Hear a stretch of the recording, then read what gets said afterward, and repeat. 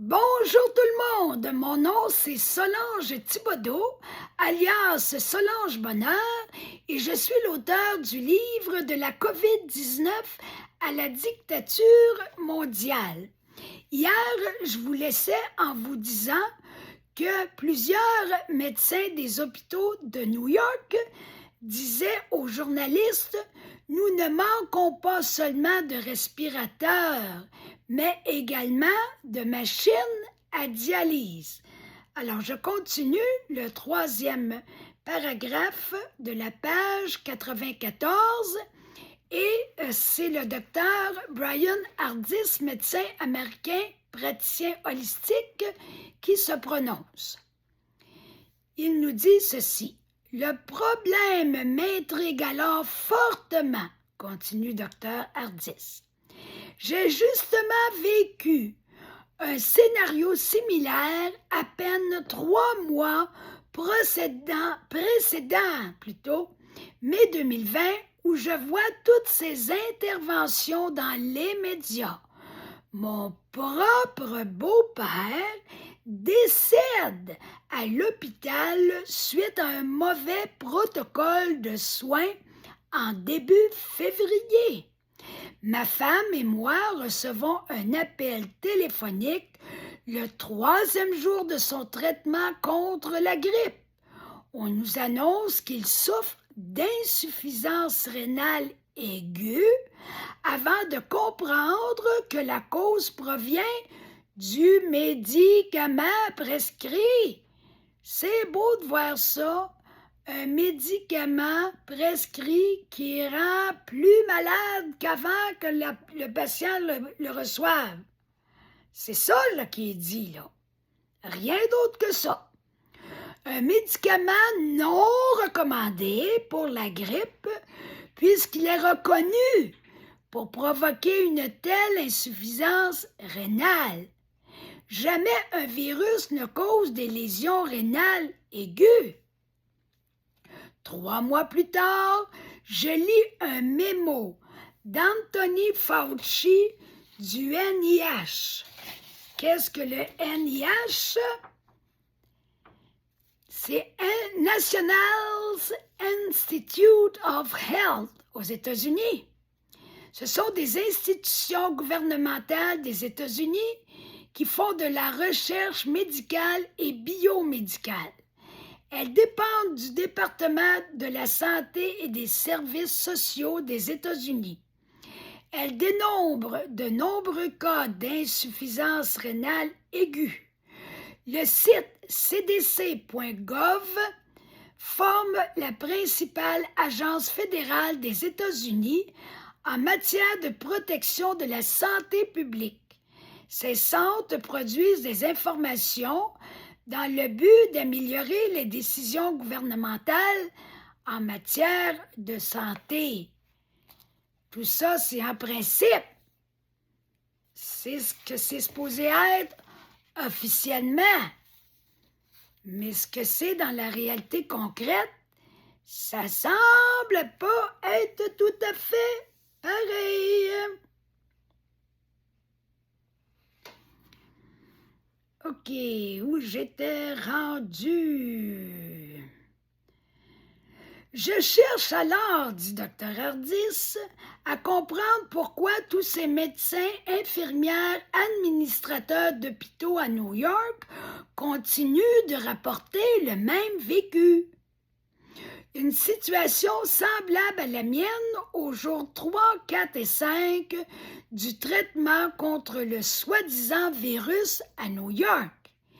Il ne se trouve pas de protocole concernant le traitement des patients hospitalisés pour la COVID, mais un renvoi vers le traitement proposé par le NIH. Nous découvrons dans un mémo d'Anthony Fauci, attaché au site nih.gov.com, ces consignes à l'adresse du monde entier en mai 2020. Il annonce, je vous rappelle aussi que ce fameux docteur Anthony Fauci fait partie aussi des accusés présumés du tribunal de l'opinion publique à cause d'un crime contre l'humanité. Dr. Anthony Fauci annonce qu'un seul et unique médicament est autorisé dans tous les hôpitaux d'Amérique pour les hospitalisés de la COVID. Un médicament antiviral expérimental, faut jamais oublier cette dimension, du nom de Remdesivir. Dans les 2 études promouvant son utilisation, il est évalué comme sûr et efficace contre le virus Ebola 1 an auparavant en Afrique. Puis Anthony Fauci ajoute qu'il le considère comme sûr et efficace pour la COVID lors d'un essai d'à peine 2 mois, un essai mené par le fabricant du même Remdesivir, Gilead Sciences. Et moi, je fais mon petit commentaire. Possibilité de conflit d'intérêts, n'est-ce pas? Dans ce même mémo, il annonce l'interdiction, là on parle toujours d'Anthony Fauci, de 2 médicaments, l'hydroxychloroquine et la chloroquine, d'être découvertes sur ceux-ci des voiles de prétendus effets toxiques sur le cœur. C'est ce qu'il dit. Des effets entraînant la mort des patients traités pour la COVID.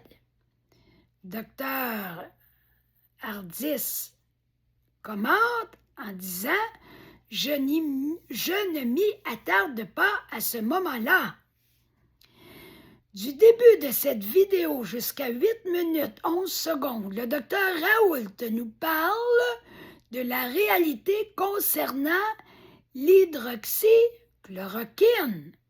Et je vous avais su, dans d'autres chapitres, que le docteur Raoult a un immense CV, long comme le bras. C'est une sommité mondiale dans son domaine. Donc, le titre de la vidéo, c'est « Entretien exclusif avec le professeur Didier Raoult ». C'était placé sur Crowdbunker en janvier 2024. Je choisis d'investiguer du côté du Remdesivir, dit Dr. Ardis, car je ne le connais pas. J'apprends alors que ce médicament, encore en phase expérimentale, n'a jamais reçu d'approbation par la FDA. J'investigue sur ce que le docteur Fauci déclare sur le site nih.gov. G-O-V, en tout cas. Pourquoi choisit-il ce seul et unique médicament? Le premier lien conduit à l'étude du New England Journal of Medicine à propos de l'Ebola. Puis, je fais également la lecture d'une 2e étude. Je n'arrive pas à croire ce que j'y découvre. J'apprends que le Remdesivir ne démontre pas son innocuité et son efficacité contre le virus Ebola. En fait, il s'avère le médicament le moins efficace et le plus meurtrier.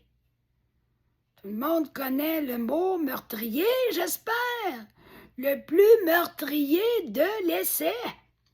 Le comité de surveillance suspend son utilisation pour le reste de cette étude. Plus personne ne reçoit ce médicament car il demeure le seul à provoquer un taux de mortalité supérieur à 50% parmi les 4 médicaments de l'essai publiés. Voilà pourquoi le comité de surveillance le retire. Ce genre d'information me confirme qu'Anthony Fauci ment à propos de ce médicament. Dans cette deuxième étude sur le site nih.gov menée par Gilead Sciences, ils prescrivent du remdesivir pendant 10 jours aux patients COVID à 53 personnes en mars 2020. Les conclusions rapportent que 31% des participants positifs à la COVID souffrent de diverses défaillances d'organes, dont des insuffisances rénales aiguës. Tous ces problèmes surviennent suite à la prise de ce médicament entre les jours 3 et 10 de ce traitement de 10 jours, ce qui correspond à ce que tous les médias relatent. Et voilà, on continue lundi prochain. Bonne fin de semaine à tout le monde. Et puis, n'oubliez pas de liker, de partager la vidéo, de vous abonner à ma chaîne, d'aller vous procurer mon livre pour 40$, soit sur Amazon ou en me le demandant à solangebonheur60@gmail.com. Vous pouvez aussi aller imprimer mon livre au complet et gratuitement en allant vous chercher mon livre en format numérique sur ma page Facebook à la première publication épinglée